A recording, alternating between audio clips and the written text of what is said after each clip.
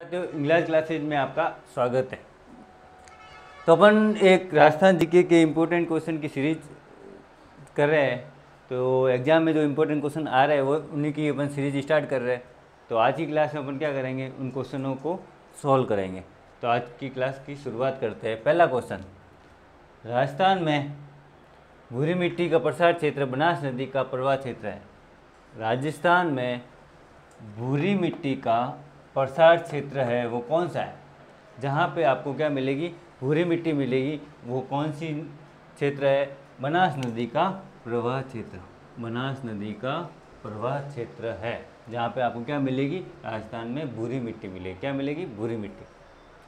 अगला क्वेश्चन है, हाड़ौती पठार की मिट्टी है, जो हाड़ौती पठार है उसकी मिट्टी किस प्रकार की है? ये क्वेश्चन आपसे ये पूछ रहा है, हाड़ौती पठार की मिट्टी किस प्रकार की है? तो वह है मध्यम काली। मध्यम काली, पूरी काली नहीं कह सकते हो आप, मध्यम काली मतलब बीच में से काली। दूसरा क्वेश्चन है, एशिया की दूसरी सबसे बड़ी मानव निर्मित कृत्रिम झील कौन सी है? आपको पूछ रहा है एशिया की दूसरी सबसे बड़ी, पहली नहीं पूछ रहा है, दूसरी पूछ रहा है। सबसे बड़ी मानव निर्मित, जो मानव के द्वारा निर्मित कोई झील है उसे कहते हैं कृत्रिम झील। वो कौन सी है? वह है जयसमंद झील। कौन सी है? जयसमंद झील। अगला क्वेश्चन है, किस जिले की वार्षिक वर्षा में विषमता का प्रतिशत सर्वाधिक होता है? ये बहुत वेरी वेरी इंपॉर्टेंट क्वेश्चन कितनी बार आ चुका है। तो एक बार क्वेश्चन वापस बोल रहा हूँ, किस जिले की वार्षिक वर्षा में विषमता का प्रतिशत सर्वाधिक होता है? विषमता का प्रतिशत सर्वाधिक होता है, वह है कौन सा जिला? बाड़मेर जिला। कौन सा? बाड़मेर जिला। जहाँ पे आपको क्या पूछेगा, किस जिले की विषमता अधिक है वार्षिक में। अगला क्वेश्चन है, राजस्थान राज्य में पूर्णतः बहने वाली सबसे लंबी नदी। क्वेश्चन एक बार वापस रिपीट कर रहा हूँ, इधर देखो। राजस्थान राज्य में पूर्णतः बहने वाली सबसे लंबी नदी कौन सी है? वह है बनास नदी। कौन सी? बनास नदी। कौन सी नदी है? बनास नदी, जो पूर्णतः बहती है और सबसे लंबी नदी भी है। ध्यान रखना इस क्वेश्चन को, इम्पोर्टेंट क्वेश्चन है। अगला क्वेश्चन, मेजा बांध का निर्माण हुआ है। मेजा क्वेश्चन इस तरीके से पूछ रहा है, मेजा बांध का निर्माण किस नदी पर हुआ है? ये आपके पास क्वेश्चन है। तो मेजा बांध का निर्माण हुआ है, वह है कोठारी नदी। कौन सी नदी? कोठारी नदी। अगला क्वेश्चन है, राजस्थान की वह नदी कौन सी है जो बंगाल की खाड़ी में जल ले जाती है? राजस्थान में ऐसी कौन सी नदी है जो अपना जल बंगाल की खाड़ी में ले जाती है? वह है बनास नदी, जो सबसे लंबी नदी है। ध्यान रखना, और पूर्णतः बहने वाली नदी भी है। अगला क्वेश्चन है, नौलखा सागर किस जिले में है? नौलखा सागर बूंदी जिले के अंदर है, जहाँ पे आपको क्या मिलेगा, बहुत सारे जिले मिलेगी जिसमें ये सागर है। नौलखा नाम से ही पता चल रहा है, नौलखा सागर किस जिले में है? बूंदी जिले में। अगला क्वेश्चन है, राजस्थान की सबसे प्राचीन व प्राकृतिक झील कौन सी है? प्राचीन भी है, प्राचीन का मतलब पुरानी, और प्राकृतिक जो प्रकृति के द्वारा बनी हुई झील है, वह झील है पुष्कर झील। कौन सी झील है? पुष्कर झील। और पुष्कर झील में कौन सा मेला लगता है? पुष्कर का मेला।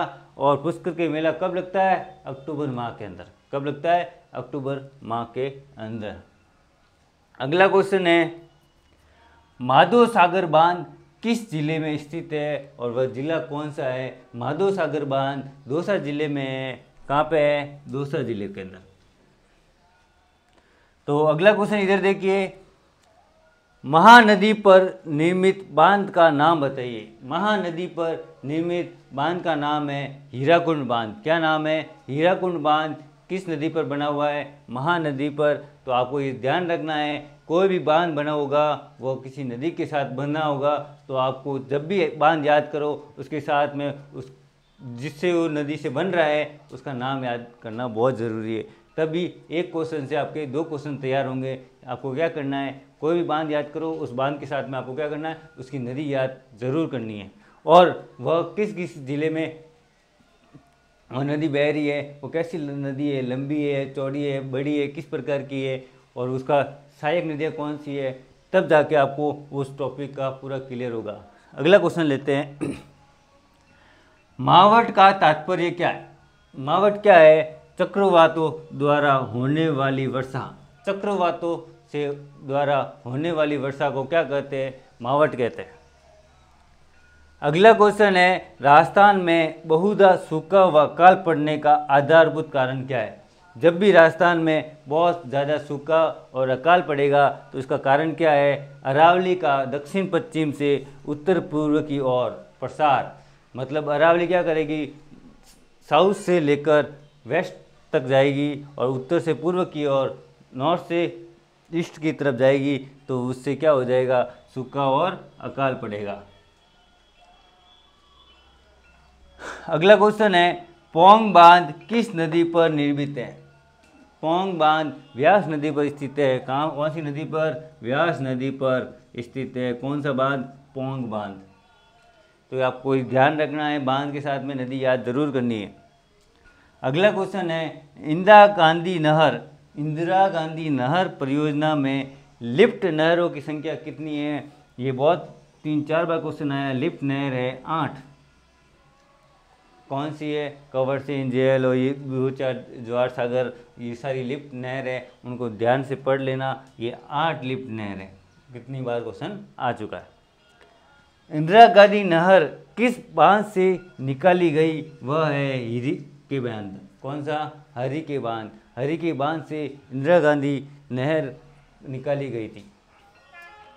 अगला क्वेश्चन है, चंबल नदी का प्राचीन नाम क्या है? चंबल नदी का प्राचीन नाम है चर्मनवती। क्या नाम है? चर्मवती।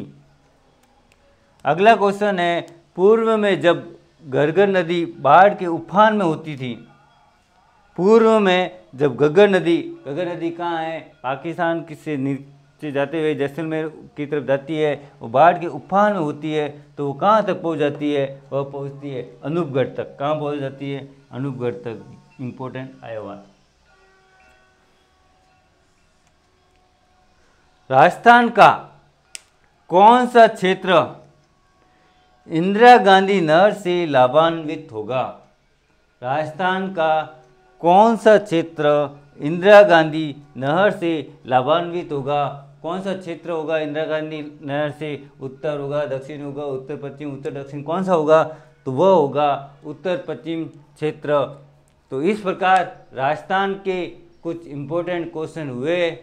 अगर आपको इंग्लिश क्लासेस पसंद आती है तो लाइक कीजिए, सब्सक्राइब कीजिए, कमेंट कीजिए और शेयर कीजिए। Thank you.